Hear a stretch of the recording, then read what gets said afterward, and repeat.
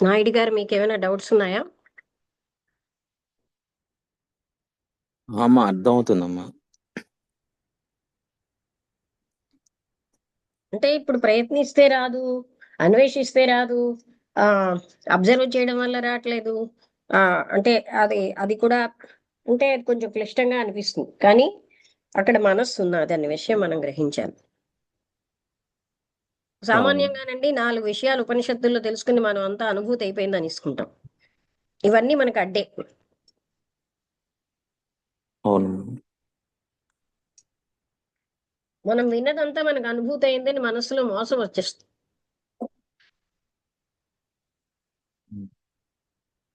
మా రెండిటికి తేడా ఎలా తెలుసుకోవాలమ్మా? ఎంతో అంటే తేడా ఉందండి. తెలుసుకోవాలనే ఆలోచన మనం కూడా ఉండకూడదు. వింటున్నాం, జ్ఞానంతో వింటున్నాం తప్ప ఇన్ఫర్మేషన్ ఉంది కానీ అనుభూతి ఎక్కడుంది? ఎన్నో విషయాలు వినేస్తాం, అవన్నీ మనకు అడ్డుతూనే ఉంటాయి.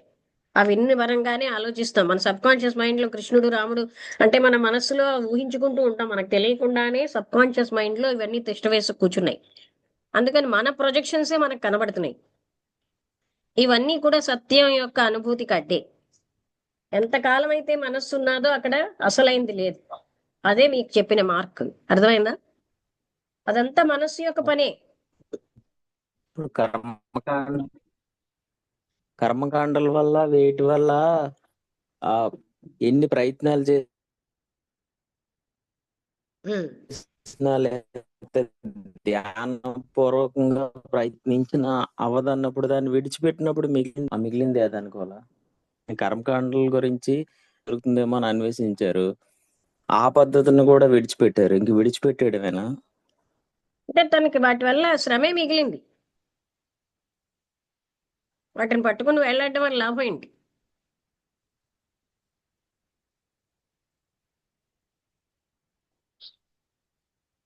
అంటే ఇక్కడ మనం ఏంటంటే మనస్సు అయ్యయ్యో అవన్నీ మానేస్తే ఎలాగా అని చెప్తూ ఉంటుంది. కానీ వాటిల్లో లేదు సారం అని తెలిసే ఇంట్లో ఉన్న వస్తువే పనికిరాందన్న అక్కడ వదిలేస్తున్నారు కదా. అవును.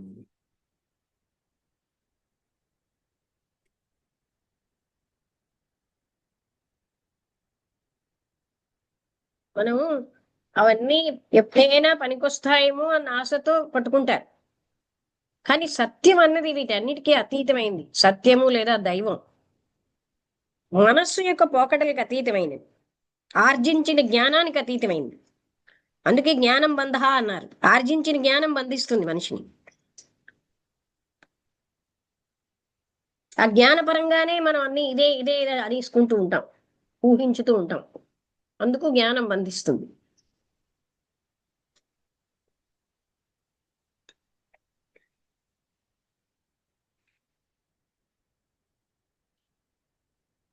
మనస్సు పనిచేస్తున్నప్పటికీ మనస్సు నిశ్చలం అవడానికి తేడా మనకి తెలుస్తుంది కదా.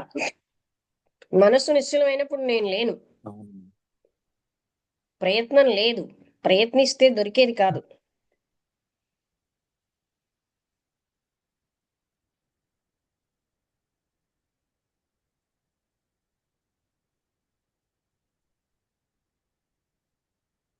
అందుకనే మనం నిరంతరం మనస్సు పోకడలకే అలవాటు అయిపోయాం. అసత్యాల్లో జీవిస్తాం. బాడీ నేను, నా వాళ్ళు, నాది, ఇదంతా నావి, ఇలాంటి భావనలోని మనం పోషించుకుంటూ జీవించడం వల్ల అన్ని వేల జన్మలు పడుతోంది.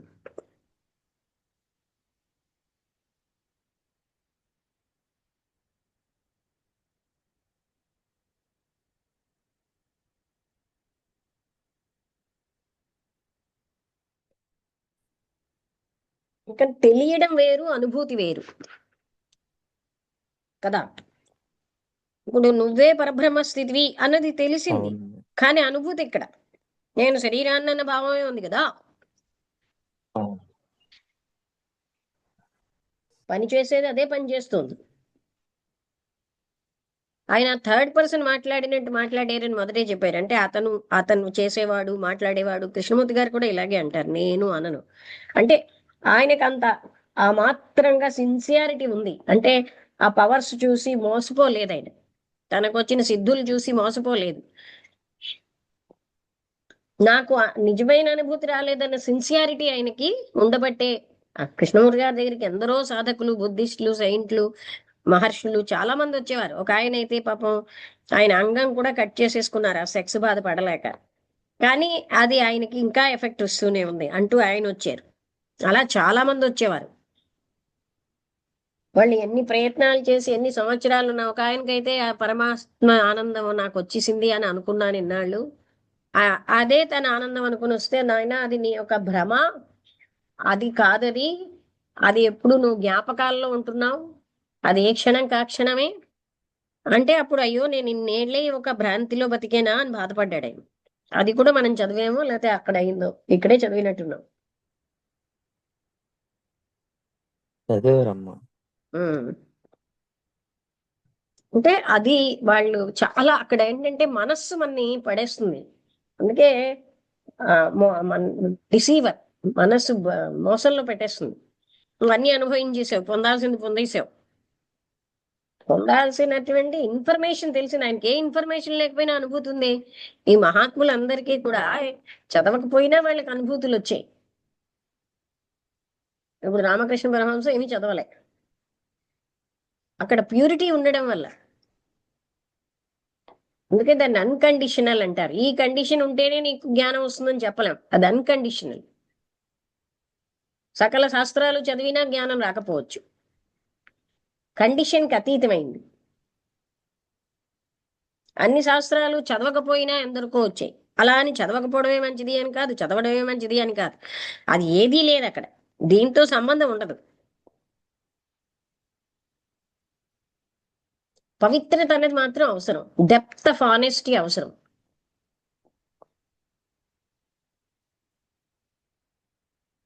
ఇవన్నీ లేకపోతే మనం ఏంటంటే అలా తప్పులు చేయడం, పాపాలు చేయడం, వాటి ఫలితాలు అనుభవించడం, ఇలాగే పునరపి జననం పునరపి మరణంలో అయిపోతుంది. ఎవరో కొద్ది మందికే ఆ సత్యతపన అనేది జాగరూకం అవుతుంది. జాగరూకమైన అందరూ కూడా పొందలేరు కదా.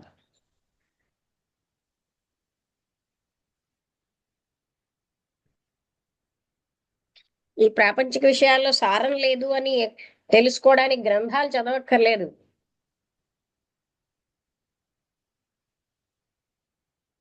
అవునమ్మా.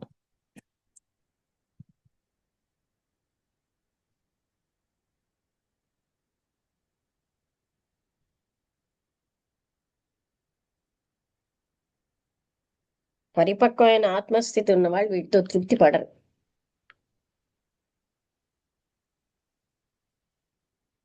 వీటి వెనకాల పరిగెట్టరు.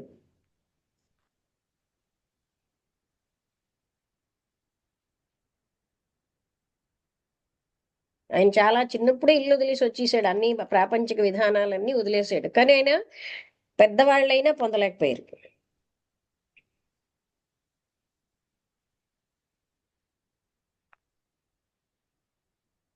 వీడియో ఆన్ చేశారు నాయుడు గారు.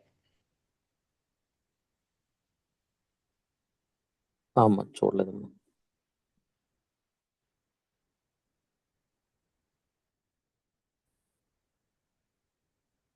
అందువల్ల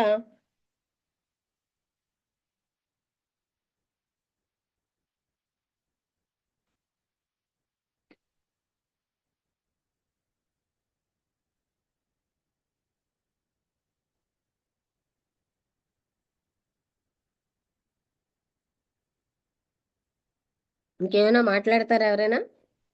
భాగ్యలక్ష్మి గారు ఏమైనా మాట్లాడతారా?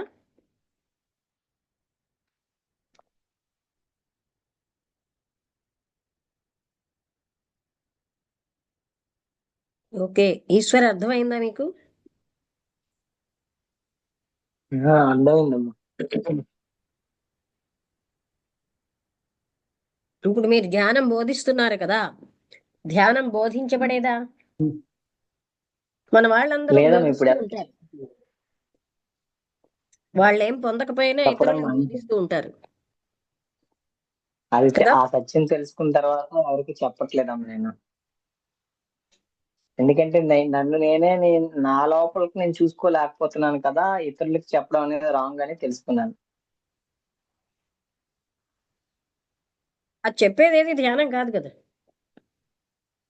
అవునమ్మా. ఇప్పుడు నా మనసుని నేనే అవగాహన చేసుకోవడానికి చాలా సంఘర్షణ పడుతున్నాను. అలాంటిది ఇంకొకరికి నేను ఎలా చెప్పగలుగుతాను? ఈ క్లాసులు వినేటప్పుడు అంతా అర్థమైనట్లుగానే ఉంటుంది. నిజంగా మీరు చెప్పినట్లు రాసుకొని దాన్ని మళ్ళీ చదివితే రాయాలండి. అందులో ఎందుకంటే మార్క్స్ వినండి, వస్తాయి. ఇప్పుడు మొదట మనకి బాగా అలవాటయ్యే వరకు మనం చాలా విషయాలు, అందులో కృష్ణమూర్తి గారి తత్వం మీరు అలా అలా పైన ఎంతో, ఇప్పుడు నేనే ఉన్నాను. నేను ఒక లెక్చర్ చెప్పాలంటే విజయవాడ గ్రూపులో పాయింట్స్ రాస్తూ ఉంటాను. మీరేమో అందులో మీకు ఈ తత్వం బాగా అర్థం కూడా అవ్వలే, అయినా మీరు పై నుంచే వింటారు. మరి అది ఎలాగవుతుంది? అవునమ్మా. బద్ధకం. రాస్తున్నాను కానమ్మా, కంప్లీట్ గా రాయలేకపోతున్నాను. కంప్లీట్ కాదు, ఎన్ని ముఖ్యమైన పాయింట్ రాసుకున్నవి చెప్పొచ్చు కదా. ఉమ్, ఎందుకంటే అలవాటు లేక స్పీడ్ రాదు. అవును. ఏదైనా అలవాటే కదా. అవునమ్మా. ఇప్పుడు అబద్ధాలు అలవాటు చేస్తాం అనుకోండి, అవసరం లేని దగ్గర కూడా అబద్ధాలు ఆడతారు. దేనికి అలవాటు అవును, చేసేస్తాం అది అదే కరెక్ట్. చేస్తాం. ఒకసారి అక్కడ అబద్ధం అవసరం ఉండదు, ఆడామంటే అయినా అబద్ధం దాన్ని ఆడిస్తారు. ఎందుకు ఆడతారు తప్పించుకోవడానికి నాకే చాలా అర్థం అబద్ధాలు కాదు. ఆడతాం. ఏమిటండి? అవునవును. ఒక అబద్ధం ఆడితే ఆ అబద్ధాన్ని కప్పించుకోవడానికి చాలా అబద్ధాలు ఆడాల్సి వస్తుందమ్మా.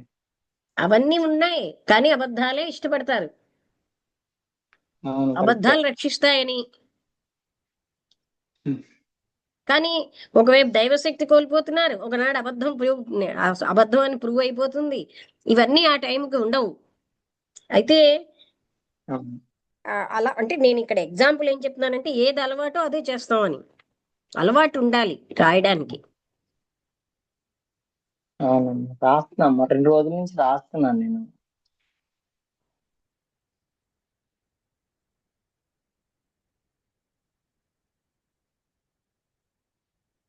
మనకి ఏంటంటే డబ్బు తెచ్చే వాటి మీదే కొంచెం ఆసక్తి ఉంటుంది, డబ్బు రాని వాటి మీద ఆసక్తి ఉండదు. మన సమర్థతలు ఉమ్, కోల్పోతున్నాం కదా. ఈ రాయకపోవడం వీటి వల్ల, అవును. రాయడం అన్న సమర్థత, టాలెంట్ కోల్పోతున్నాం. పోనీ వినడే అవునమ్మా. అంత అంత వివేకానంద లాగా అంత సూక్ష్మంగా గుర్తుపెట్టుకునే స్థితి ఉందా? అది లేదు. కానీ మనం ఉమ్. రాయడానికి బద్ధకం. మనసు చెప్తుంది నువ్వు చాలా గొప్పవాడివి, ప్రయత్నం రాసుకోవడం ఏమిటి అని. అలాంటి వాటికి ప్రయత్నం చేస్తూ ఉంటే కనీసం 2 పాయింట్లైనా రాగలుగుతున్నాం అమ్మా. కనీసంగా ఆ అవగాహన అవ్వడానికైనా రాసుకోవాలి కదా.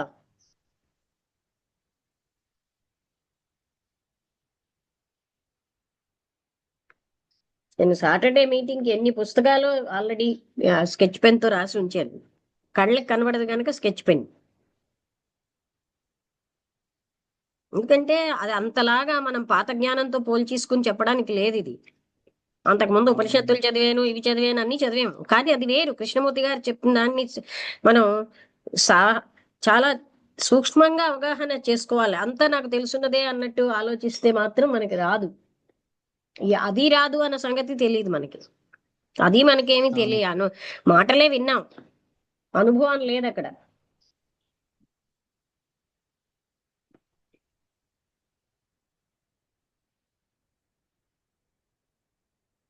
అందుకే నేను అంతకు ముందు క్లాసుల్లో చాలా సార్లు చెప్పాను, మనం చదువర్లమే గాని మనకు అనుభవం లేదు, వింటున్నాం మాటలు, మాటలే మనకి తెలుసు అన్న విషయం మనం మర్చిపోకూడదు.